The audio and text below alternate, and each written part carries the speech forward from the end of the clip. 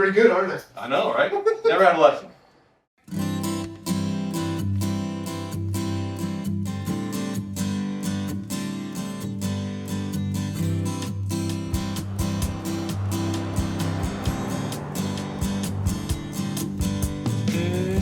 I'm headed to Boston, Massachusetts to work with Bill Whitney. Bill makes rope tension drums.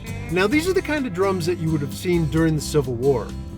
And being a drummer myself, I'm pretty excited to work with him.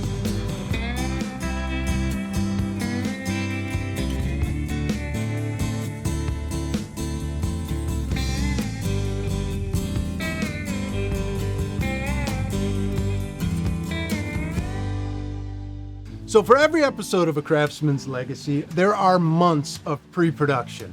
We try to plan for every little detail we can, except of course for a power outage. We drive from Detroit to Boston, and then our first day on location, we have no power. Lucky for us, our F-150 has a Pro Power generator on board, and we were able to light the entire set and handle all the chargers and electrical needs for the day. It worked out fantastic.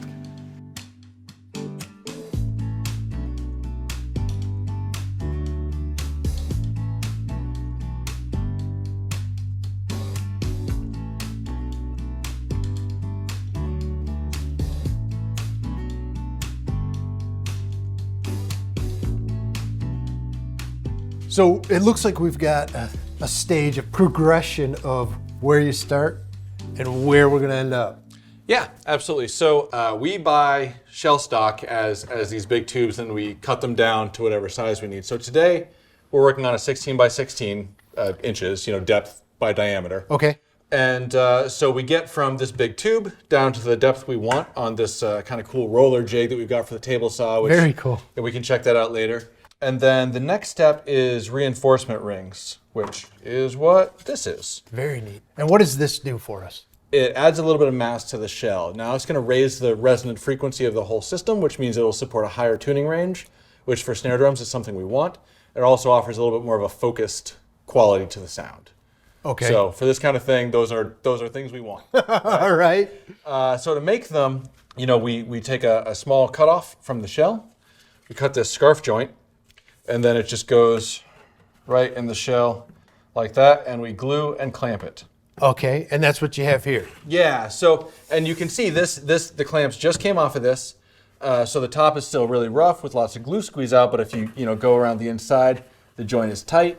It's in there pretty clean. So we will clean up the edge on that roller jig on the table saw we talked about. So you'll actually recut a new edge on this, so it's nice and square. Yeah, and we really only take off like a half a blade's width. Right, just enough. Just enough to get it flat and also perpendicular to the edge of the shell, right? Yep. So it looks like this one here, it's got the top ring and it's already been recut. Yeah, exactly. So this looks really flat. And on the bottom, it's still clamped up. So once this is unclamped, where does it go on its journey to become this beautiful drum? The next step is varnish. I mean, there's a little bit of surface prep you got to do, obviously. Sure. But yeah, the next step is into the spray booth.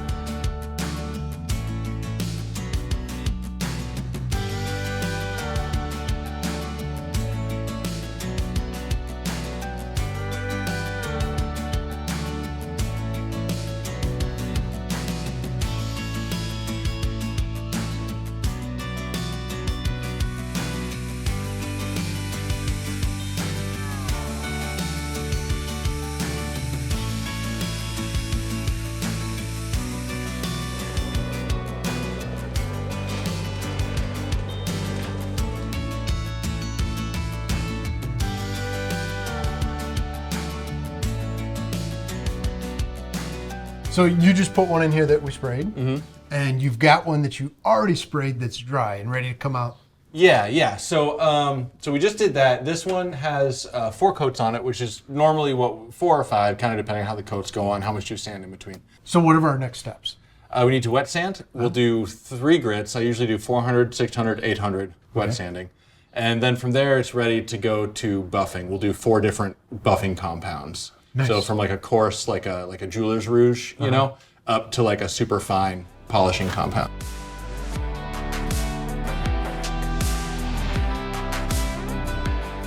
So I have to ask you, how do you look at yourself? Do you look at yourself as an artist or as a craftsman? Or? That's it's kind of a funny question. So I used to really bristle at the word artist, right? And my wife Ruth, who's a professional ballet dancer, would like make fun of me for this all the time, right? Because I went to college for music. I have a degree in music education. I've been a professional musician my entire adult. I am objectively an artist, right? Okay. But I used to just hate that word, and I think it was because, especially coming from like a Western classical music background, there's this sense that fine art is this like ivory tower, and normal people can't do it. You have to have this magical talent, which is a hoax, by the way, to be able to make art, and anything else is a hobby. And like, I don't like that. You know, like music, dance, visual arts, whatever. If you want to express something, you should express something through whatever medium you enjoy, you know, and the skills are so intertwined for this. It's really both. One of my favorite things on each episode of Craftsman's Legacy is seeing the workshop, right? And seeing all of the handmade tools or jigs or fixtures that the craftsmen use. Now with Bill, honestly, I was blown away because everything in that shop had a very distinct purpose. And he had all of these fixtures, so many machines that were strictly just handmade just for that one purpose. The other thing that I was really impressed with was the polishing system that he had laid up. So they had built it, you know, it was really pretty straightforward with some all thread and some pillow blocks and then just buffing wheels, you know, and they chuck it up in the lathe and, you know, it just fit. And because he changes buffers so much, that, you know, he had a few of these set up and he just pulled the one down he needed and locked in and he was ready to roll. And it's not always about, you know, making something look incredibly complicated. Sometimes, you know, the simplest idea is the way to go, and just ease of use. Man, this is looking killer. It's fantastic. Yeah, I'm really happy with how this is going. So what's next? What do we have left to do? We got to cut the bearing edges. Okay, and what do the bearing edges mean? Like, what's that do? So the bearing edges is the shape of the edge of the shell. Okay. And as for its function, it constrains the vibration of the head. So we're gonna cut those contours on the edge of this, and the shape that we choose is gonna actually impact the sound of the drum quite a lot. Well, I was guessing because I saw two router bits sitting there. Yeah. One's a pretty heavy chamfer and the other one's a roundover. Yeah, so we're gonna use this 1/4 inch roundover. Okay. For the outside, and then this 45-degree chamfer is gonna give us the inside cut.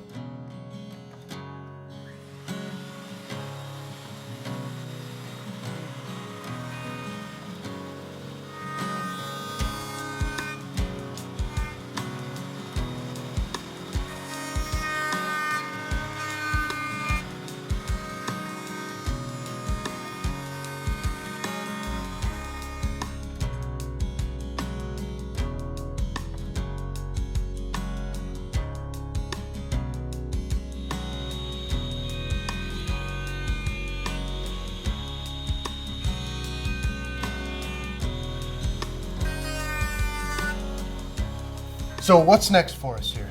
It's time for hoops. We have a big tube that we got to cut hoops out of. Okay. So we're going to cut 2 hoop blanks.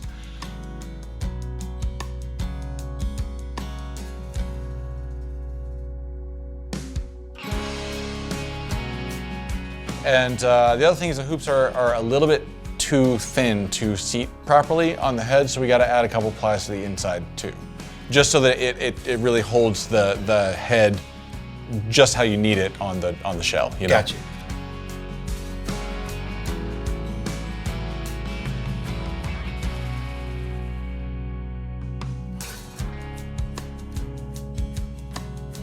Kick on that compressor. I really enjoyed the yoga ball clamping mechanism. That was really smart. So he's got to apply internal pressure, and they don't want to use standoffs and things like that, so they don't mar the outside of the finish. That's probably the only thing I'd ever use a yoga ball for myself. we're gonna veneer the outsides just because it looks cool. I got some curly bubinga we can use, that'll look nice.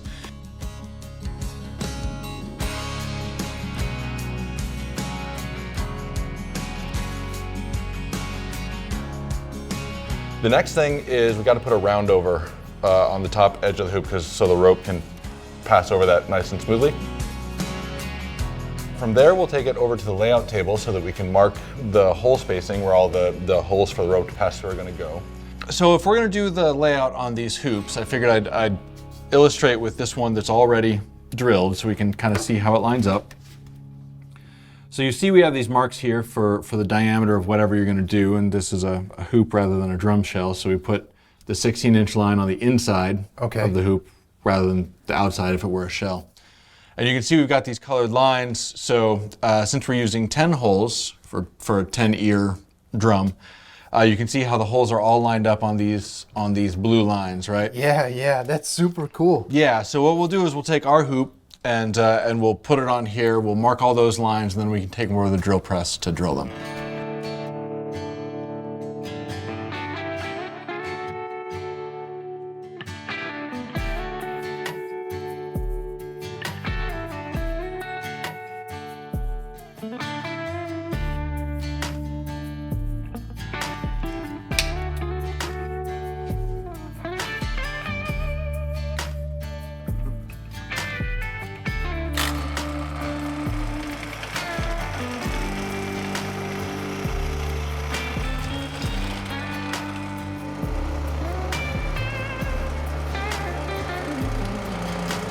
The one you're holding now is a bottom hoop. It needs snare gates because the snares have to get under the drum somehow, right?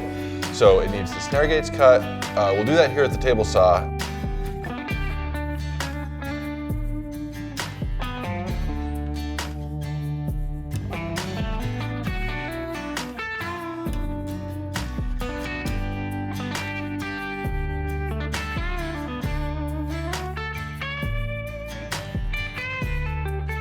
And yeah, then it's just put a finish on it, and then we can put it on the drum. Here are the hoops. Fantastic. So, unlike modern snares that you might be familiar with, a really common method of attaching snares for early 20th century drums, late 19th century, was to have the strainer actually attached to the hoop instead of attached to the shell.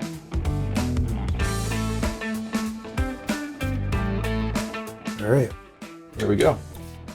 This is a carry loop or a carry hook or a strap mount. They have a lot of names, but it's you know what the strap attaches to carry the drum. Okay. So this is the top hoop or the batter hoop we call it. So that just fits right there.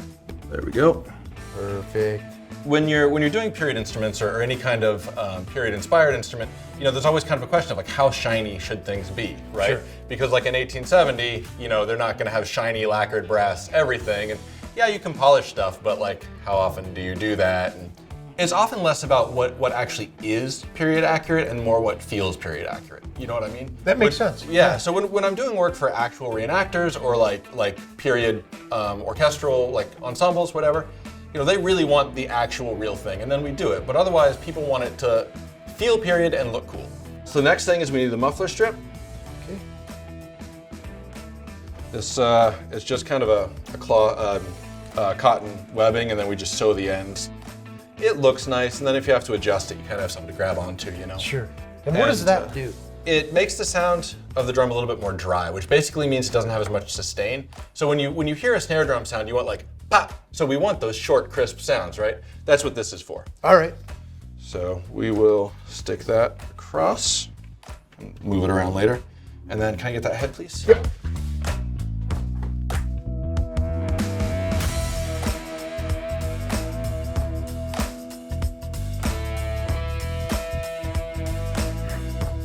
Yeah.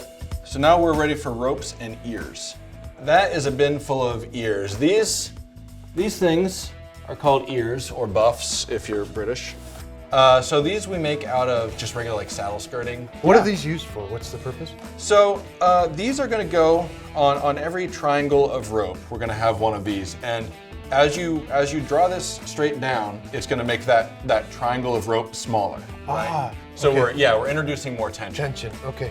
So it's basically a tuning device. The way that like a modern drum has those screws that we call tension rods, right? Yep. That you tighten or loosen.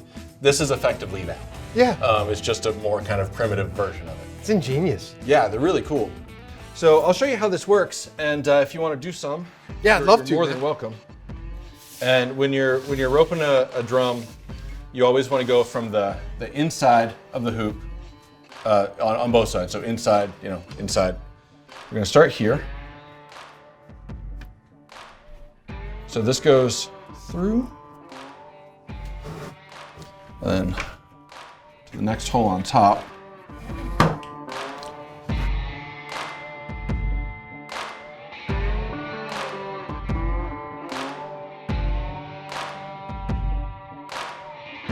All right, what do you think? You want to do some? Yeah. Awesome. I do.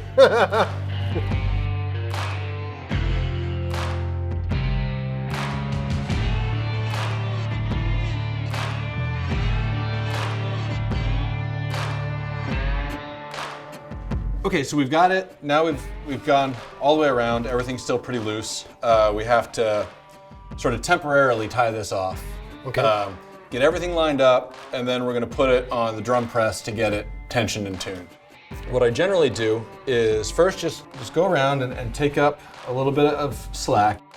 So we want just about this much, just enough to make it stay put, So now we want to pull these down. And That's really starting to put tension on it. yeah, I mean, you could hear, like, it already sounds like a drum. Yeah. I mean,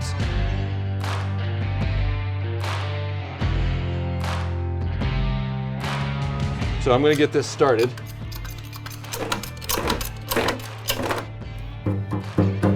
So that's probably about where we want to start. As we're pulling, we're trying to get tension in. We're trying to keep tension as even as possible all the way around the drum.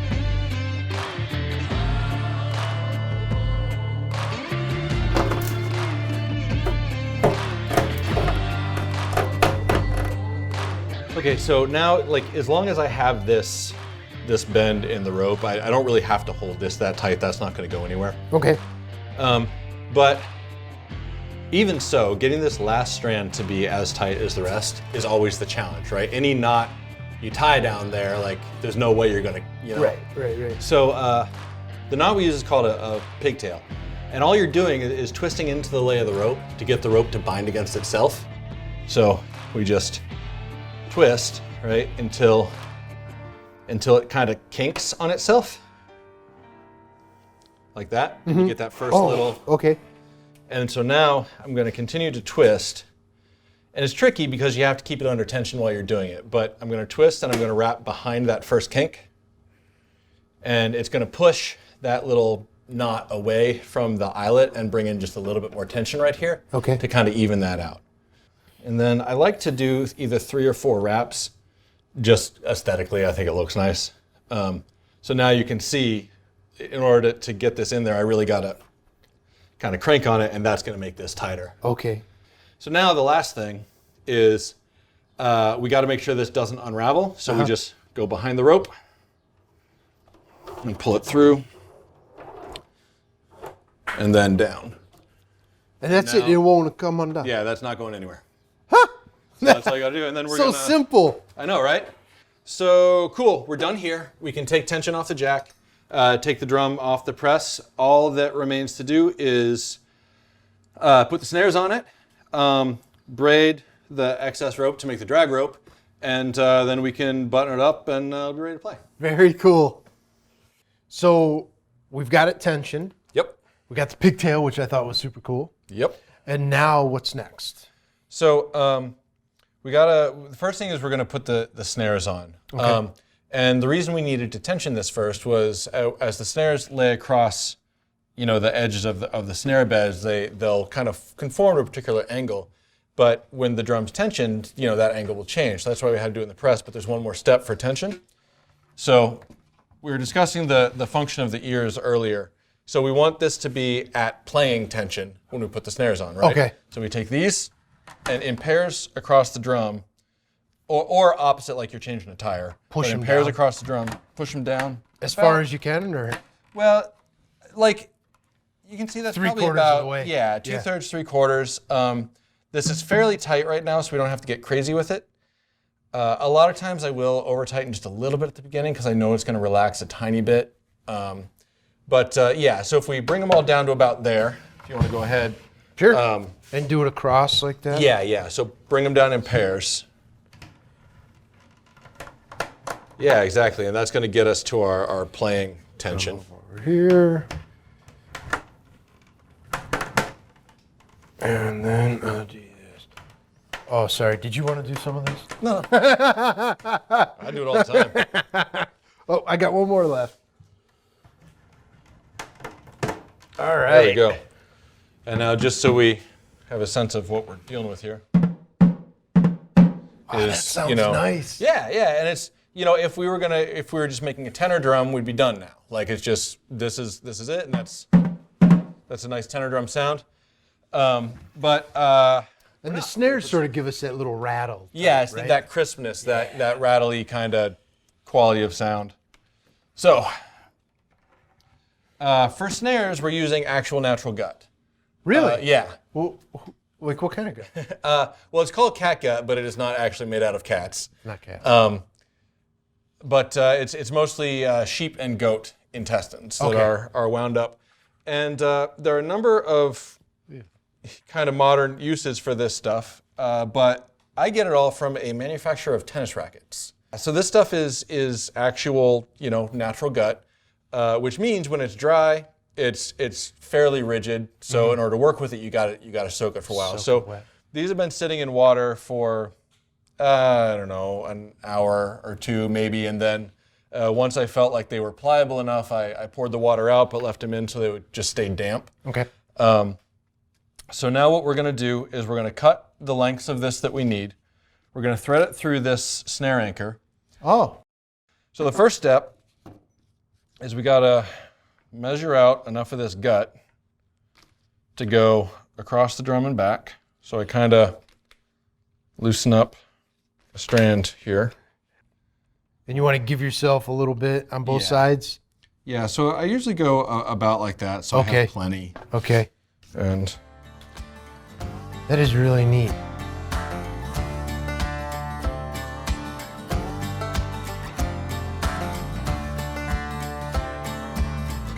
But we're going to feed these through this snare gate over here.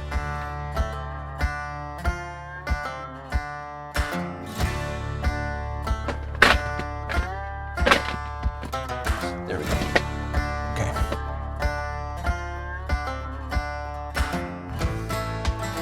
All right, so now that we have these in order, we're going to take them through the other snare gate and feed them into this pinch bar that we'll assemble. Okay.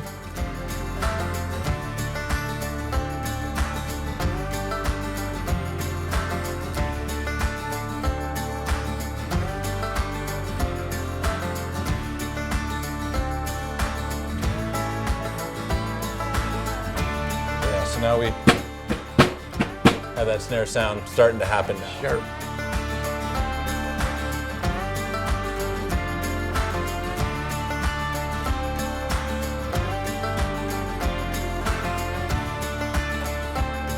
I can't believe how awesome this is.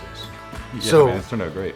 We're ready here. The snares have dried, and what's left? All we got to do is just put a tune on it?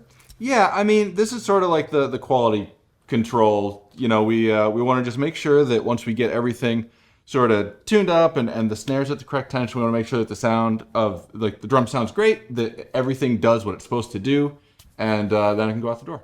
So All right. let's see what it sounds like now, and then we'll make some adjustments and get it dialed in.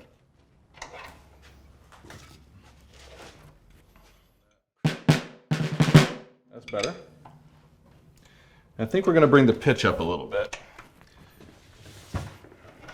So, And that's by moving the ears? yeah, exactly. We push these down. It compresses those triangles of rope, and then we get more tension on the head. And is this where you're just pushing down on it as hard as you can, type of thing? Yeah, I mean, with modern drums, there's a little more like really checking to make sure the tuning is consistent. And it's not that you never do that with this kind of drum, but more frequently, and especially for this kind of like marching type thing, it's really just get as much tension on it as possible. And that's part of why we were so careful when we were at the drum press, right? Because we want kind of the bass tension to be as even as possible. So if you just push all the ears down the same amount, you wind up with a pretty in tune. Oh, right. You know what I mean? Right. Yep. So let's see what we got now. Oh yeah, now we're getting there. That sounds good. So now check this out.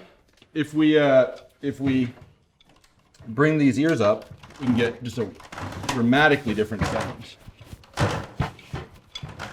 You can hear everything relaxing, you know? Yeah. Thank you.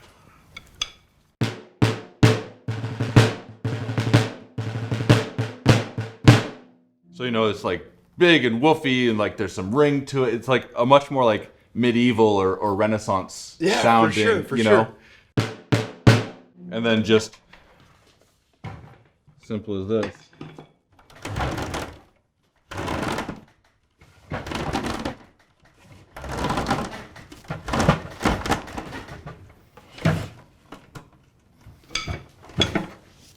And we're back.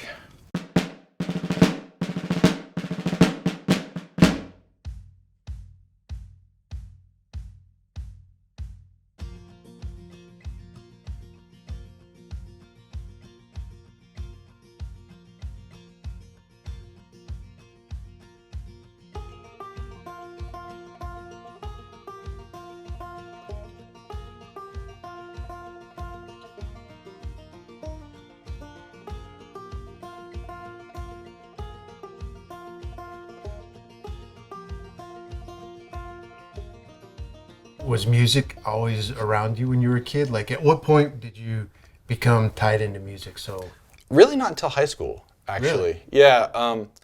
Before then, I was much more of a science and engineering kind of guy, which you can kind of see where that's come back. Yeah. But no, it was in high school. I started. I played like trumpet in elementary school band and stuff, and kind of worked my way towards playing tuba in high school, and I just kind of really fell in love with that and With music? with music in general and just the instruments that I played. Like I've always been just like really into the instruments. I really, really love musical instruments and the different sounds you can make and the way they're made and the way they look and like the design and the aesthetics and all that stuff. That I latched onto like pretty quick. About by the time I was a junior in high school, I was like, this is what I'm doing. Like, Seriously? yeah, and my parents were pretty freaked out about that. But to their credit, when I went to college, they're like, okay, well, if majoring in music is what you're gonna do, then they in the beginning they're like, okay, you should double major. Like you've been talking about physics and engineering and material science for so many years, and like this is a new thing. Like we're a little nervous, but they let me do it. And then after a semester, I was getting like C's in these like kind of basic physics and calculus classes and stuff that in high school I totally aced. And like in all the music classes, I was doing great because I was practicing like 6 hours a day and never doing homework for the engineering stuff. And so at the end of that semester, I was like, look, guys, like I can't do both. And it's pretty clear where I need to go. And to their credit, they were like, you know what? You're right. This is real. You're serious. Go ahead. So you studied music in school? Yeah. In college? Yeah. That's awesome. Yeah, specifically music education. And then where'd you go from there?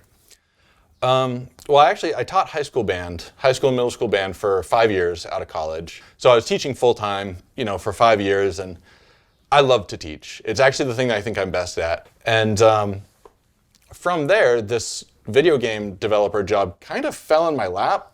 So if you're familiar with the games... Wait a minute. So you went to college? Yeah, no, it's a big leap. You mentioned the two, but I still haven't really heard you mention anything about drums, but you're a drum maker. Yeah, we're getting there. We're getting there. And then now you're at a video game. Yeah. This company called Harmonix, which if you're familiar with the games Guitar Hero or Rock Band or Dance Central, Harmonix did the first two Guitar Heroes, all the Rock Band games, all the Dance Central games. And so it was right around Rock Band 2 when I got hired. And like I said, although I love to teach, I was pretty unhappy in that job, and this opportunity just kind of fell in my lap.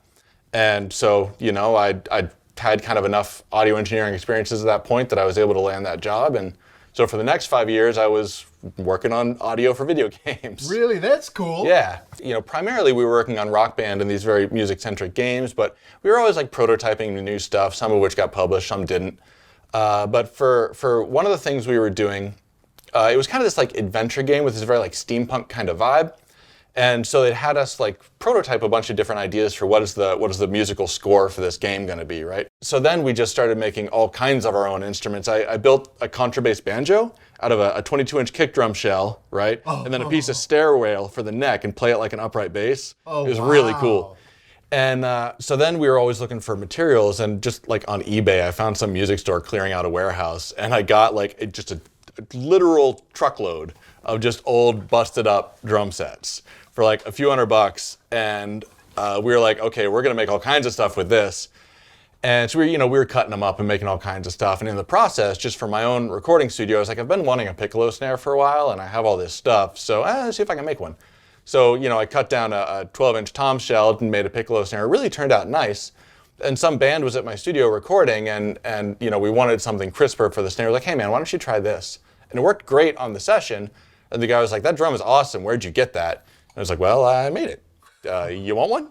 So that was pretty much my first sale, was just making another one of those. Seriously? Yeah, and then like 9 years later, we're here. Yeah. So when I lost my job at the video game company, I'd already kind of been doing this for about 2 years at that point. I was like, well, I mean, it's kind of now or never. It's just like you don't just like take on that risk of like, well, I guess I'm just going to start a company right now without being kind of like pushed off the edge, And I was kind of just like, well, let's go.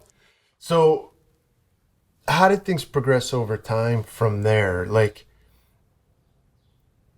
you started going into the percussion world, and specifically drums, and then you started making the rope tension drums. How did that come about? So I was teaching a fife and drum line, and they had these really old Cooperman rope drums they're just really beat up, and I was like, well, I'm pretty sure I can fix these.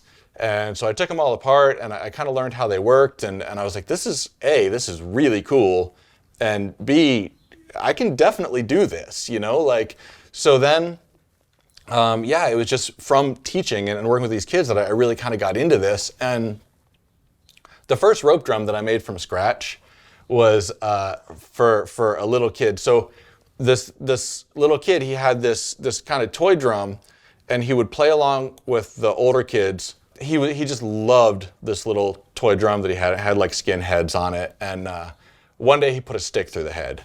And like this kid was inconsolable. Like he was so devastated. So his mom was like, can you fix this?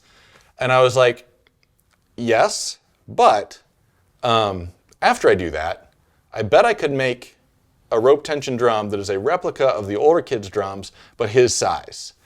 So yeah, that was the first one that was kind of born out of that, like, oh man, we got to do something cool for this kid. And then I was like, well, that went really well. That was really cool. Let me try and make a full-size one. And, it's taken some time to really get it dialed in and kind of get everything the way I want it. And of course, it continues to evolve. I mean, we're always students, right? Like, so that's kind of how I wound up being one of only 2 people in the country that makes rope drums full-time. It seems like making the drum, you have to have two completely separate identities in a way, right? 2 different knowledge bases. So we know about the music side of it. How did you get the craftsmanship side of it? Honestly, man, it's all just stuff my dad taught me. Like he's very handy. He's like an I can fix anything kind of guy, and he can. So I learned tool skills at a very young age from him. So that kind of sense of like basic tool skills, and the like, it's very important to use the right tool for the job, but it's more important to know what to do when you don't have that tool, And then after that, it's a combination of trial and error and YouTube. So yeah, I mean, it all started with like the basic tool skills that I learned at home, and then just other stuff I picked up along the way. And do you think ever about your legacy? Yeah, I think about this a lot, actually. And it's part of why, when I lost my job in the video game industry, I didn't look for another one. I got so much out of that experience, and it was wonderful, but the thing that really bugged me is, like, at the end of the day, what did I have to show for my work? Like, we made software, we made games, and a lot of people got a lot of enjoyment out of that, and that's great.